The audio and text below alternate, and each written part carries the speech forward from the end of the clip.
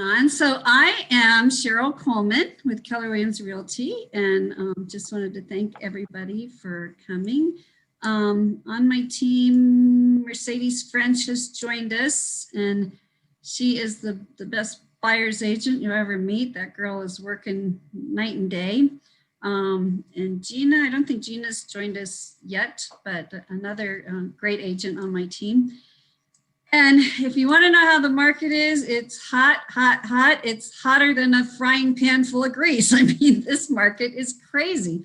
Homes are flying off the market. The prices are ridiculous, and there's just not enough homes. So if you know anybody that's even thinking about selling, please let us know, because I think they would get more than they would ever dream of. It's like if you're sitting on a lottery ticket right now. And for buyers, there's just, I listed 2 homes last week. Both of them had over 20 offers and sold way above asking price. So if it looks good and it's advertised well and priced right, it's going to sell, and it's going to sell over asking. And we just have a lot of different things we need to do because of COVID, but we've got our routine down and follow the rules and keep everybody safe. So keep that in mind if you know anybody selling, so we can get all these poor buyers a home. And Rick will tell you interest rates are, I mean, money's free. That's why everybody's buying. So no one cares about the prices. It's when you can get free money, buy. You know? So that's why, that's, you know, a big reason why this is happening. But also because of COVID, because some people have found from working at home that that's not going to change. They need a bigger house, they need an office, they need a place for the kids. And then we have families moving in together as well. But the one thing that hasn't changed is they're aging in place. Seniors aren't leaving the homes in their 65s and 70s anymore. This year or last year, I had several clients in their 80s and 90s that were finally leaving the family home. So that's really the biggest reason why we're just so short of inventory. So that's what's going on in the market. So now we have Tom Selleck's lookalike, reverse Rick Reza. But I know probably a lot of you have seen the ads that Tom Selleck is doing now for reverse mortgages. And I just have to say, it has literally saved the life of some of our clients. And I mean, we have one that will tell you, if I hadn't done this, I'd be dead. And she's serious. And Rick actually did her loan, and it allowed her to live again. But he's going to tell you how it works. And granted, years ago, it wasn't the greatest thing. I mean, there were problems with it, but when the government got involved and people started cracking down and putting rules in place, it has really turned around. So Rick is going to give us some examples and tell us how this all works. So reverse Rick Reza, take it away, and you can share the screen. You see that down there? I got it. Okay, great. Reverse Rick here. How's everybody doing? So go back to the same one. Okay. So first of all, after 40 years in the business, this is my first, what do you call this thing? PowerPoint presentation, right? So it was a struggle. So you can teach an old dog new tricks. So that's good. So be patient with me if I make some mistakes on the PowerPoint, but moving forward. So pay attention to the PowerPoint, because when we're done, I'm going to ask some questions and give some giveaways on the questions. Okay, so pay attention. And there's a lot of different scenarios that go with the reverse mortgage. So every person, every age is going to have a different scenario. The loan amounts they owe, whether they're purchasing or refinancing, everything is going to be a different scenario. So it really gets scenario specific. But people really don't realize what those scenarios are. They just reverse mortgage, oh, it's not for me. So what we're going to do today is just touch on a specific scenario to show you how it works. And then hopefully that scenario will relate to you. And certainly feel free to ask questions in between We may switch off to another scenario and come back, but feel free. Oh, it's already, there's somebody already asking a question? There we go. All right. So we're going to, I push here. So we're going to go to the, whoops. All right, first one. So we're going to start with Adam and Eve, who are in their early 80s. So that's our typical couple here. And they purchased their home 50 years ago here in Huntington Beach, we'll call it that, and for $75,000. So we automatically can assume some things with the 50-year-old home. This one? All right, there we go. So Adam and Eve has some great neighbors that check in on them from time to time because they're 80 and they have some struggles and they have some caring neighbors, and that's good. But Adam and Eve also have a two-story home. Adam is doing his best to maintain the two-story home, but a larger investment is needed. He needs new roof, paint, electrical upgrade, and some other minor things. Adam also has some medical issues that are steadily increasing him financially. So this is all relatable, and this is an actual situation of the loan that we're doing now. Eve is having troubles getting up and down the stairs and also having difficulty stepping into the bathtub. Again, they're in their 80s. Now they have this older home and their struggles are beginning. So Adam and Eve's children, Adam and Eve's children are Adam and Eve are in a position where their kids cannot come and help them physically with the repairs on the homes, and the children are not in a financial position to help them either. So here's Adam and Eve in their older home, struggling with their daily lives. Adam and Eve's two grown children also live out of state, which makes it a little bit more difficult, and they have their own lives. And Adam and Eve spoke to their two children, and they suggested that they should sell their home and downsize to a single-story home. So, which is a great idea, and which a lot of people do. Now, the people that are retiring in place, right?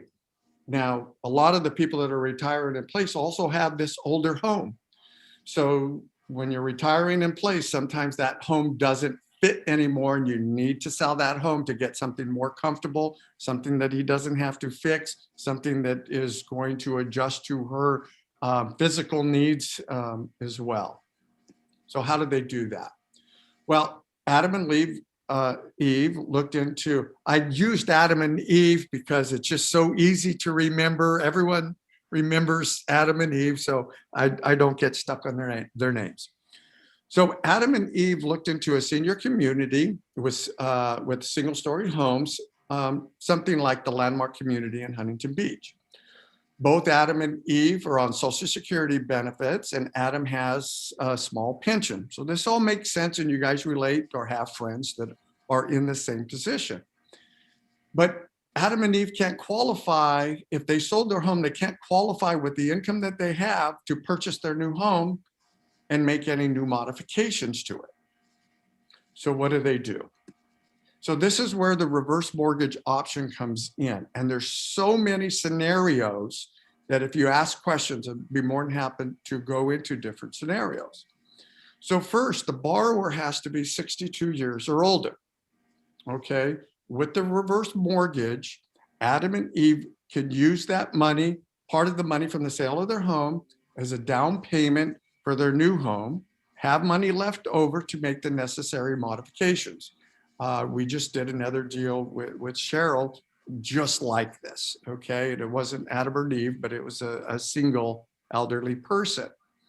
So what makes the reverse mortgage, how did they qualify to buy this new home? With the reverse mortgage, Adam and Eve did not have to qualify for the mortgage payment.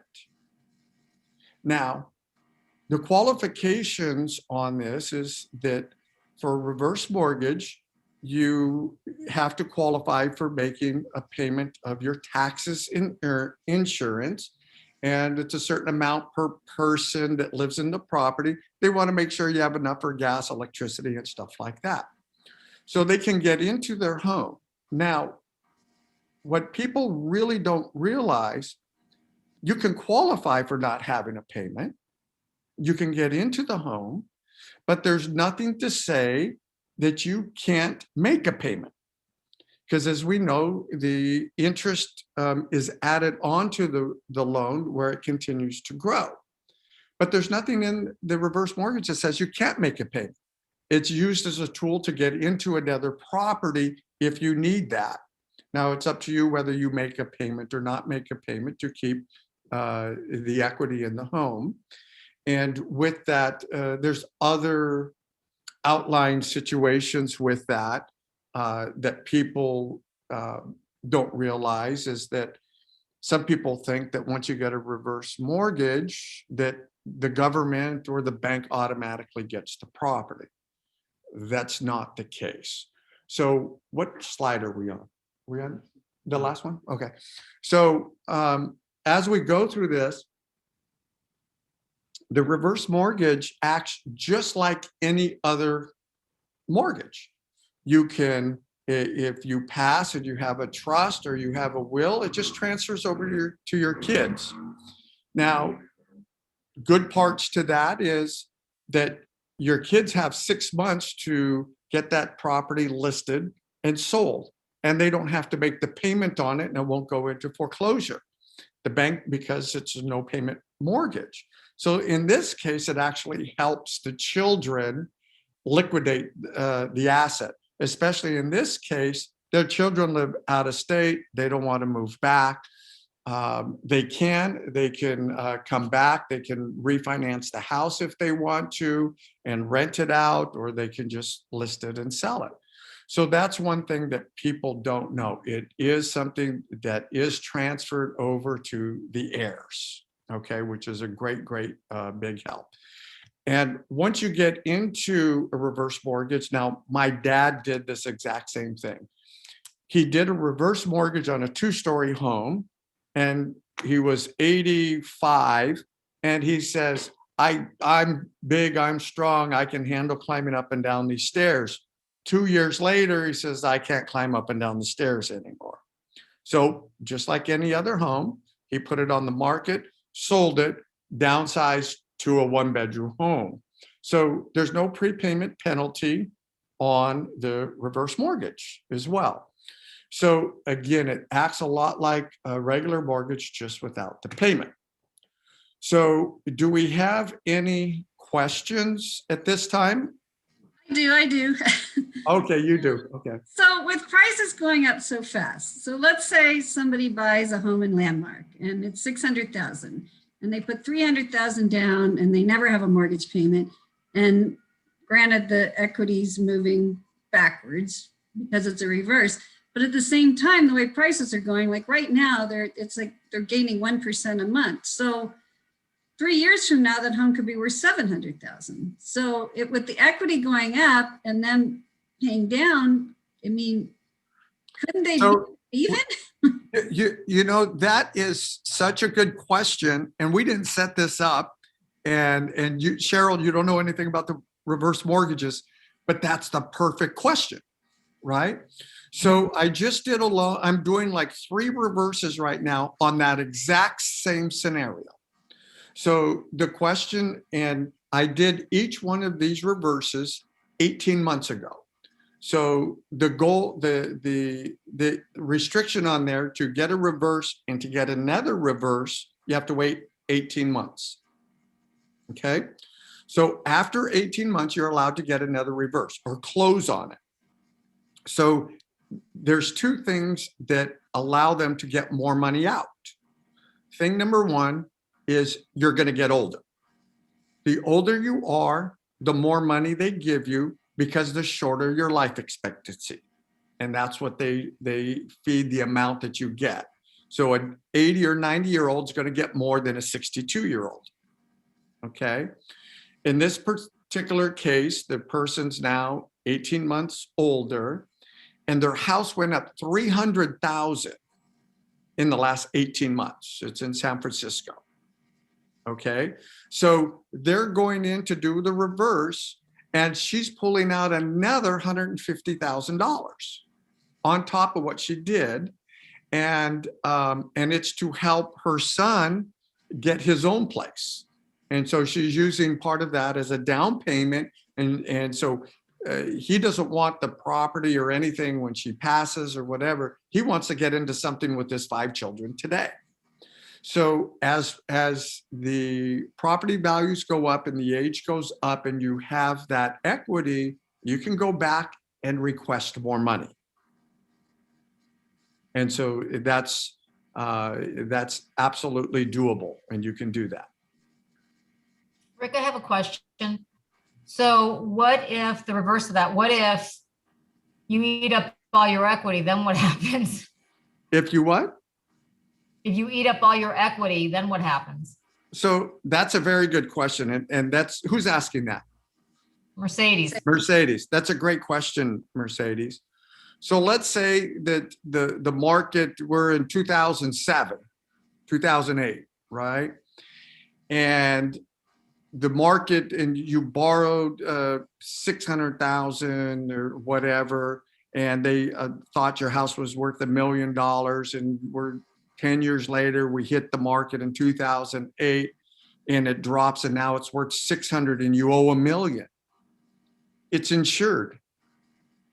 So the bank, if you go and sell it, or if you pass, the bank takes the hit on it. So you don't have to pay the difference. So if you outlive the mortgage, you don't pay the difference. And it's tied solely against the mortgage on the house. So we did a mortgage against a person that was 93 years old.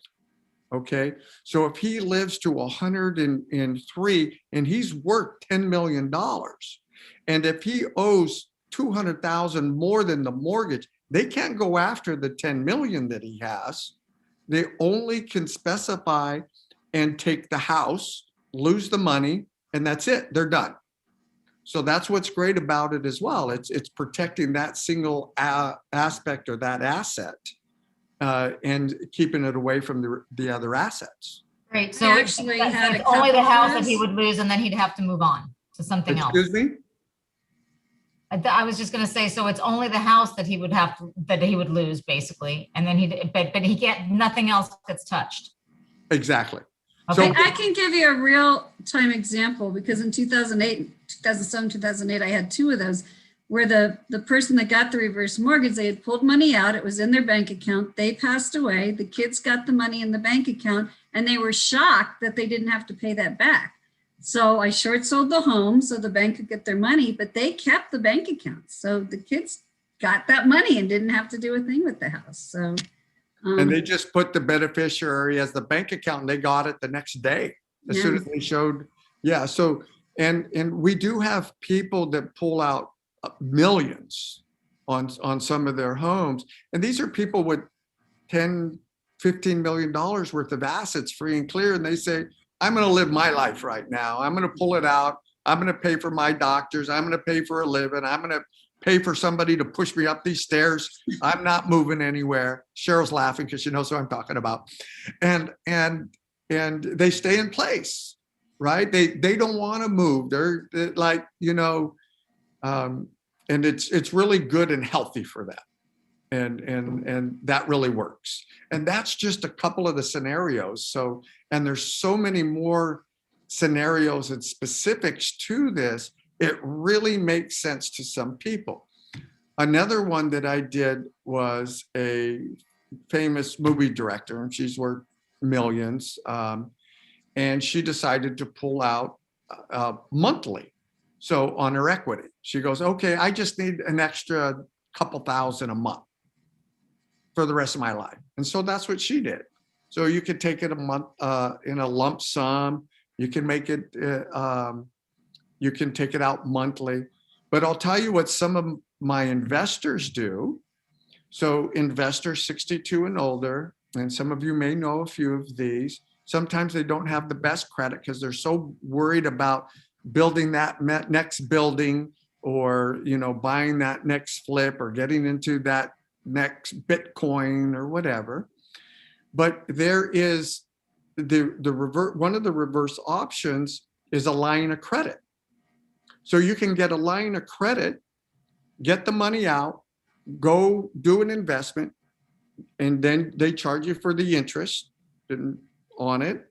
Then when you get your investment sold back, you give them back the money. It's still there. You're just not being charged the interest for it until your next deal comes up. And then you can pay it. Then you can get it again for 25 bucks. You can get all your money back and then go do another deal. So there's a lot of different scenarios like that. Does it look like I'm looking to the right of the screen? Because all you guys are to the right of the screen. Nobody's in front of me. Why do you stop sharing? And that'll be easy. Oh, okay. How do I do that? Just hit the stop sharing button. And Hallelujah. I can see we're all everything. back. So, Better. is there any other questions? Yeah, Rick, when would you tell someone, no, a reverse mortgage is not right for you? When would I tell them no? I think the first one is when they come to me, and I've done this before. So a lady came to me and she was short $38,000. So her mortgage was high enough, right, at to where it didn't fully fund the deal, and so she was 38,000 under. But there was, you know, 600,000-700,000 left in equity. So I asked her, do you have your relatives that would pitch in that extra $38,000, right? In other words, to get it, or is there somebody else that could refinance it, right? Or do you have heirs? Well, you're worried about taking care of the property. And this just happened to me on another situation where the lady came to me for a reverse mortgage. And so I looked at it and I says, well, you need to fix your roof and you need to fix your pool. And if you do those two things, well, the city was after her. I said, if you can borrow the money or have, and whoever's going to take over your house, if you can have them pay for that, I can get you a regular mortgage. She only owed $120 against the house. We got her $155,000 mortgage. Her payment, principal, interest, taxes, and insurance is only $1,000 a month. With her Social Security and her pension, she could make that payment. But she did borrow the money from her grandson. Now I'm helping her get a trust, okay, and put the trust together so he gets that money back, and she's actually giving him 50% of the property when she passes, for him putting up the money for doing that. So those are we tried to look at different scenarios, and then they get to pick what's the best. Do they have the tools, or can I show them the tools not to do one? As long as we can show them different scenarios, and then they need to pick, with being educated with the tools they have, which one's going to work for them. So that was a couple of the cases, but that one, she ended up with the loan and it turned out great. Next. Because if there's no next, there's a giveaway. Do we go straight to that, Cheryl? Any more questions? I was curious on the difference of interest rates between a mortgage and a reverse mortgage. That's a good. That's a good question. So obviously, on the interest rate that we got here was like a 2.750, 2.75%, 30-year fixed. The repayment of that is with taxes and insurance. The interest rate on a reverse starts at about 2.25%. Okay, so, and then they go by, well, it's a new value now, so they're not going off of the LIBOR anymore, the London offering rate anymore.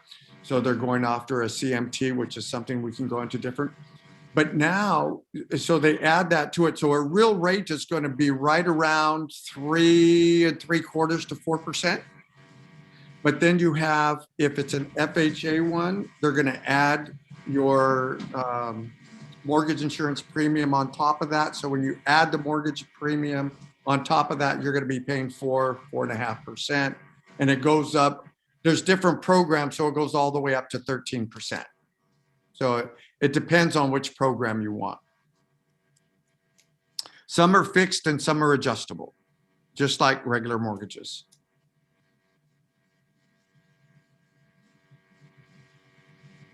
Did you get that, Mercedes? Any other questions? Oh, that's Okay, so down at the bottom, you have a little chat box.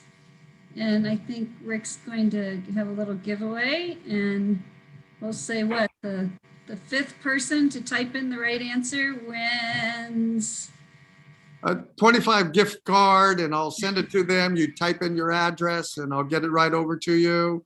And you're going to tell me who it is, Cheryl? I So will. It's a two-part question.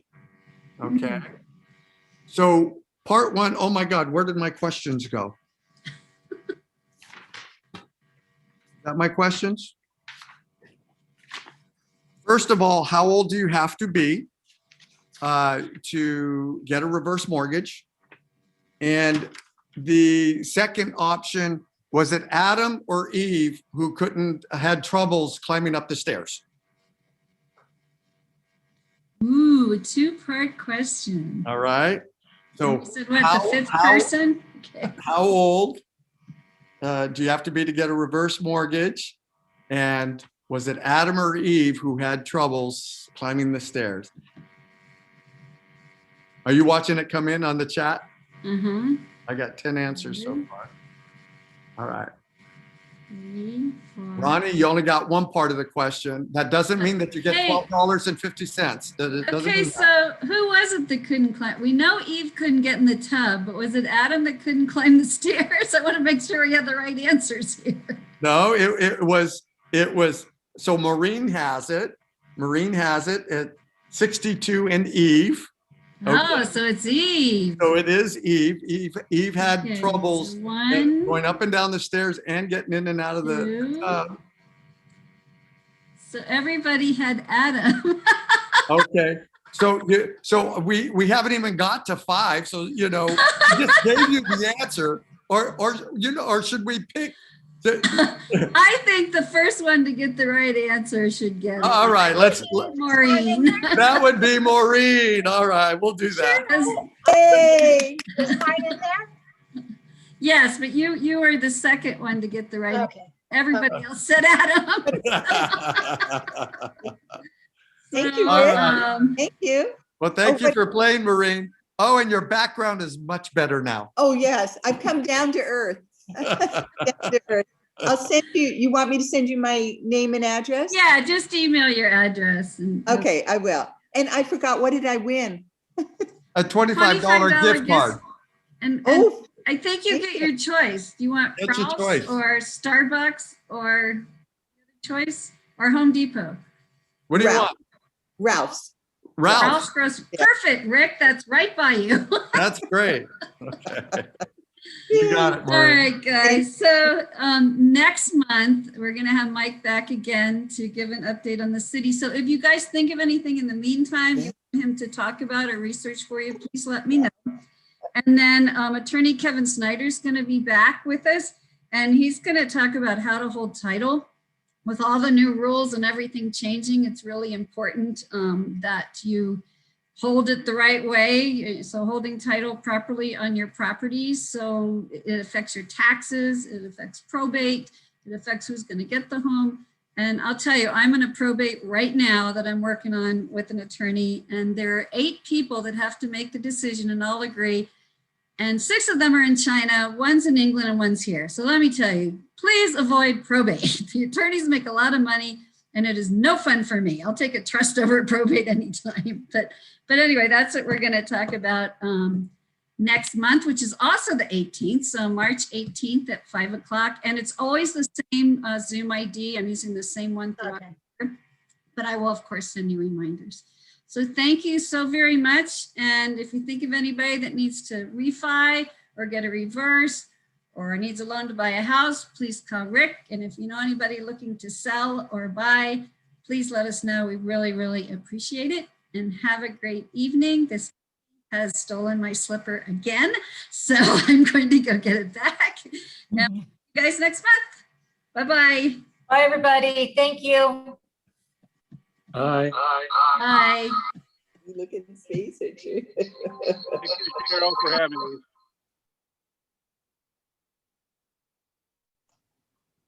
Rick, I thought that was a very, very good presentation. I want you to do that at one of ours, would you? Okay, great. Okay, we'll set something up because I think that'd be great. And I love it when you're muted. It's much better. Thank you, Jerry. My wife says that too. So Okay, you got Maureen here. She wants to know where the heck her money is. oh, Okay, thanks, guys. yeah, you know what they say, Maureen? It's in the mail.